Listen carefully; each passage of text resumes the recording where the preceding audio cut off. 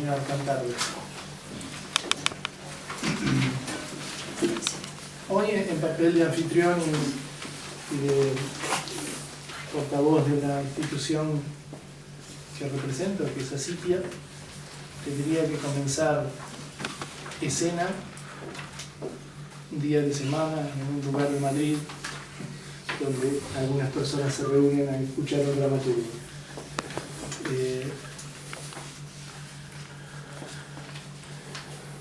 Es la escena de los agradecimientos. Esto es un principio, creo que está obligado y va por orden. Primero, donde comenzó un poco todo esto, que es a partir del impacto que me causa una obra de Juan Mayorga, que es el chico de la última fila, que la vi en la cuarta pared, comentando con una conocida, Susana Lumbreras, que es profesora de la Escuela de Arte Dramático de aquí de Madrid. Ella me dice que le conoce, y yo realmente no dudé en mi afán siempre epistemofílico que tengo, casi perverso, de decirle, mira, tiene que venir así.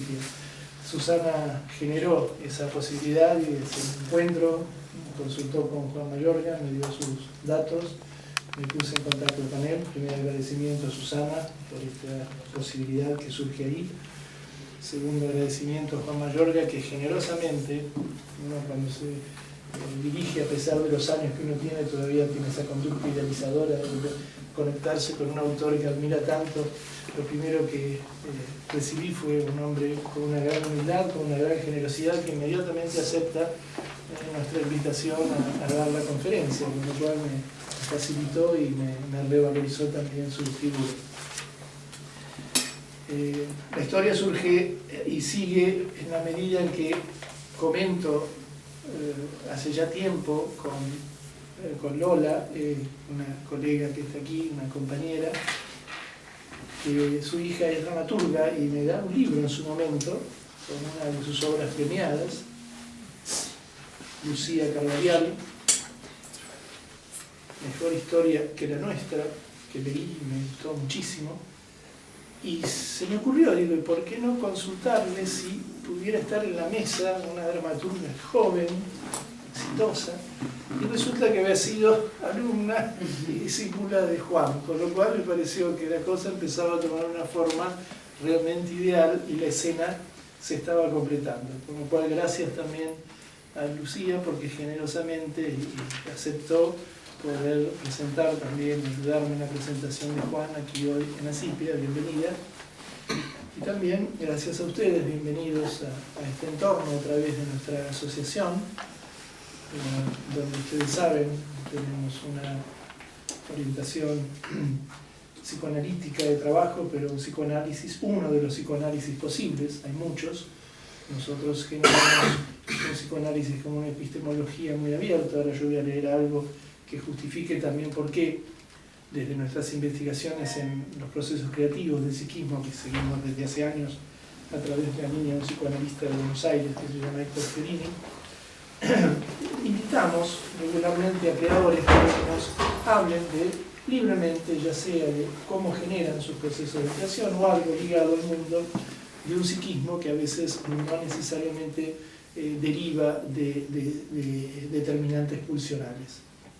En este caso, el ciclo que hemos inaugurado este año, ya hemos tenido uno el año pasado con dos escritores, dos novelistas, un coreógrafo, el hijo de Manuel Suber, un pintor, José Antonio Zaragoza, y ahora inauguramos esta con un dramaturgo, con Manuel Picén, que va a venir en un mes, y con Alonso Guerrero, que está aquí hoy entre nosotros, un escritor que a mí me gustó mucho su novela y también me atreví a invitar, y agradezco también mucho su aceptación a participar en el ciclo. Con respecto a las presentaciones obligadas, que a veces están de más, pero simplemente voy a hacer un pequeño juego, ¿qué puedo decir de Juan Mayorga en su presentación curricular? Tendríamos que ocupar las 2 horas prácticamente. Pero lo que me resulta interesante es el cruce de saberes en él, porque estamos ante un dramaturgo y alguien especializado en el mundo de las letras, pero que es matemático, filósofo, ha enseñado matemáticas en Alcalá de Henares, en Madrid, profesor de dramaturgia y filosofía en la Real Escuela Superior de Arte Dramático, ha dirigido seminarios de memoria y pensamiento en el teatro contemporáneo y tiene una tesis sobre Walter Benjamin. Entonces, pongan ustedes esto en un cóctel y díganme si uno no puede quedar fascinado por un sistema de pensamiento con esta formación. Múltiples obras que ustedes muchos conocen, muchas se han puesto en escena en Madrid y en otros países, las cuales no voy a leerlas porque algunas las voy a mencionar en el texto que brevemente voy a leer. Numerosos premios: Premio Nacional de Teatro del 2007, Valle Inclán 2009, Ceres 2013, La Barraca 2013, etcétera, etcétera, etcétera. El Max al Mejor Autor 2006, 2008, 2009.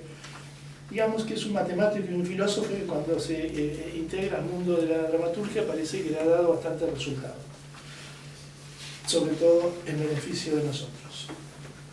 Lucía Carballal, nuestra joven dramaturga, tiene una primera cosa que es insultante, porque nació en el 84, y eso es duro de asimilar.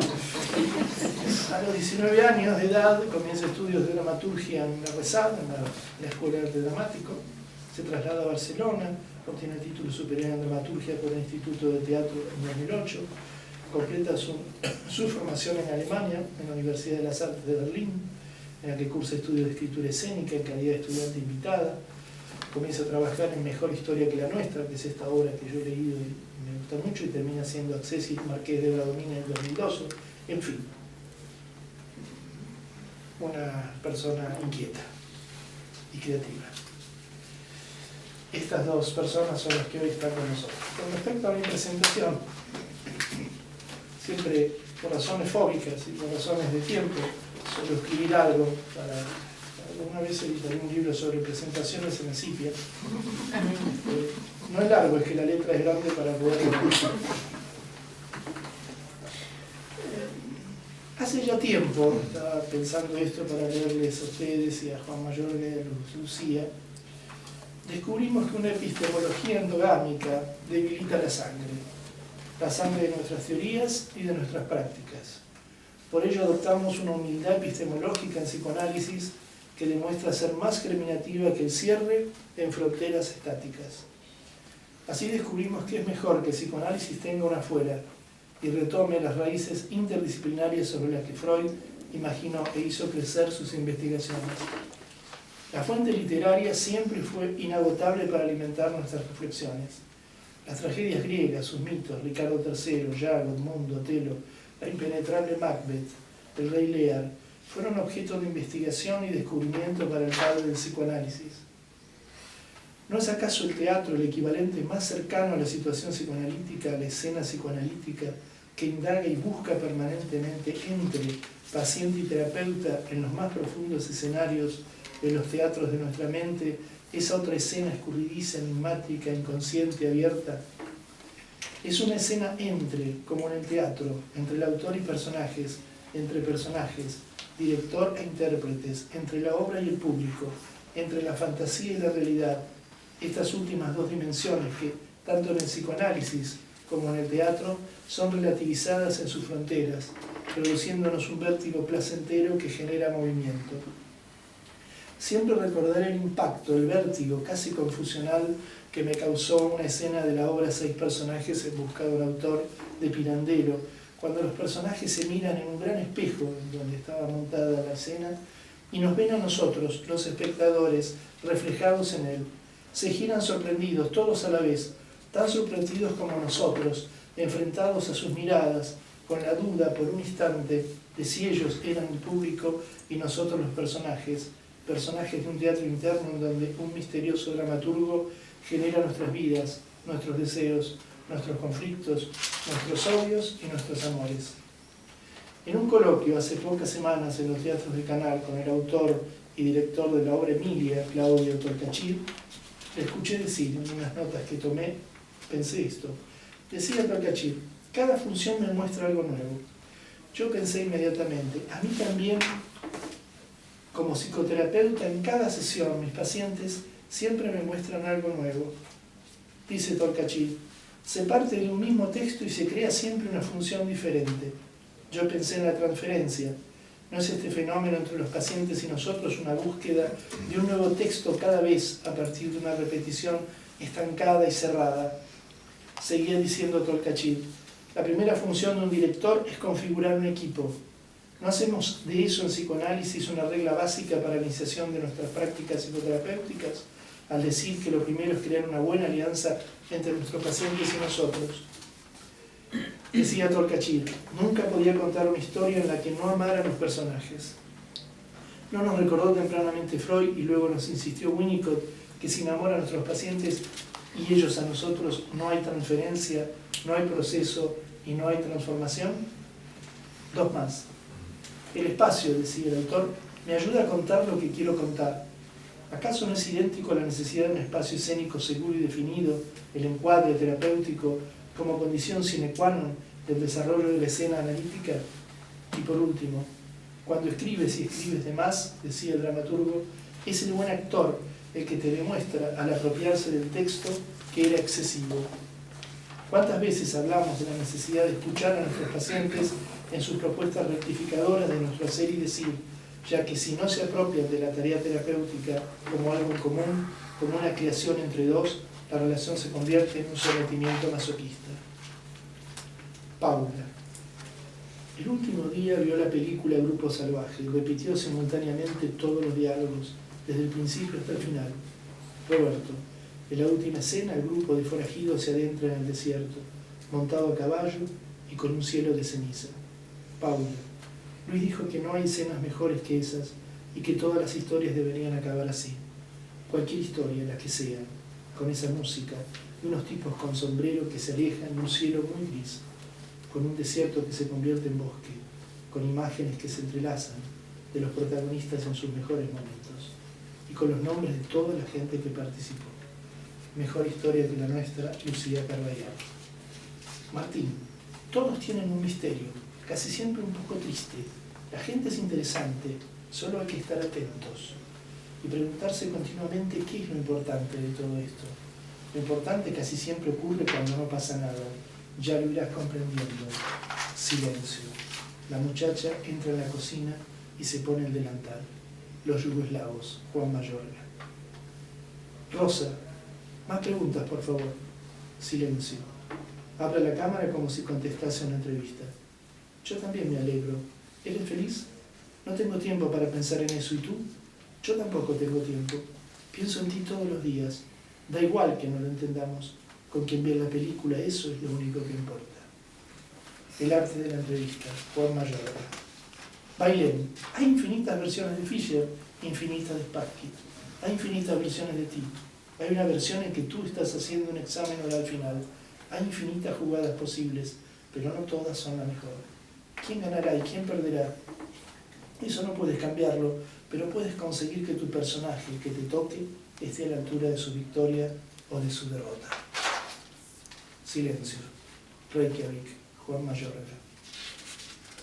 Ni puede la palabra recoger tanto amor, pues, como fuego que arde demasiado, no cabe a la palabra contener la llama. Se levanta en el alma un vuelo porque, loca, no ve diferencia a Dios y habla desatinos. La lengua está en pedazos y es solo el amor el que habla. Pero nadie puede hablar de ello. Es mejor no decir más. Silencio. Teresa Corta Cebolla. El inquisidor sale. La lengua a pedazos. Juan Mayorga. Lucía. Muchas gracias. Bueno, yo sabía que la conferencia de Juan se iba a llamar Esperanza en el pasado y entonces pensé, bueno, quería hablar de él y pensé que una buena manera de hablar de él era hablando del pasado. Y un momento que compartimos, Juan y yo, hace casi 10 años, era cada uno a un lado de la mesa. Yo era su alumna en la Facultad de Dramaturgia y él fue mi profesor durante un año, profesor de escritura y profesor de filosofía y teatro. Y a mí me gustaría hablar, para empezar a presentarle, de algo que sucedió en realidad un poco antes que fue la época en la que yo decidí que quería ser dramaturga y pensaba que eso se hacía copiando a la gente que lo había hecho muy bien 400 años antes. Entonces me dedicaba a ir al teatro a ver a los clásicos, a autores que en realidad no me interesaban mucho personalmente o no me emocionaban.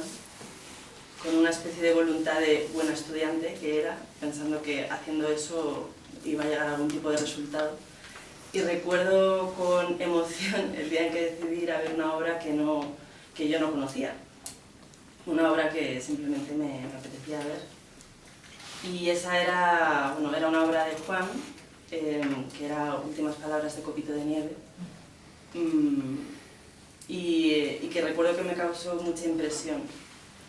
De hecho está en la lista de las 20, 30 cosas que he visto y que cuando tengo un momento de duda o de desánimo, pues me acuerdo de la sensación que yo tuve viendo aquello y de decir, bueno, yo quiero escribir historias como esta, yo quiero que la gente se sienta como yo me estoy sintiendo ahora mismo. Y bueno, esto hace ya tiempo que se estrenó aquella obra, seguramente muchos de vosotros no la pudisteis ver. Muy resumidamente cuenta la historia del gorila albino Copito de Nieve, que era conocido del zoológico de Barcelona, que era una atracción para muchos turistas. Y entonces el protagonista de la obra es este gorila, un actor, Pedro Casablanc, caracterizado como gorila. Nos hablaba, monologaba, había dos personajes más, pero digamos que el dueño de la obra era él. Y entonces este animal se permitía en sus últimos días de vida contarle algo a los espectadores, que éramos como público ficcionalizado, ¿no? Podría haber estado hablando a los visitantes del zoológico sobre las conclusiones a las que él había llegado con ayuda de Montaigne con respecto a la vida, al vivir bien, pero sobre todo al morir bien.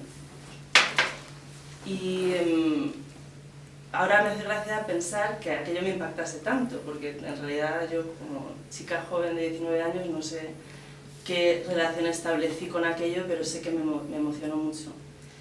Y pensando sobre esto, preparando esta introducción, creo que llegué a la conclusión de que lo que me había fascinado de todo aquello era casi la osadía del dramaturgo en este caso, de creer que una situación, una historia, como en este caso un animal encerrado, podría verse desde el punto de vista contrario al habitual, ¿no? El animal objeto, casi superficie de proyección para todos los anhelos y todas las emociones de todos los visitantes, pasaba de objeto a sujeto y era activo y podía disfrutar de la sabiduría y de la lucidez que le había proporcionado ver la vida pasar ante sus ojos.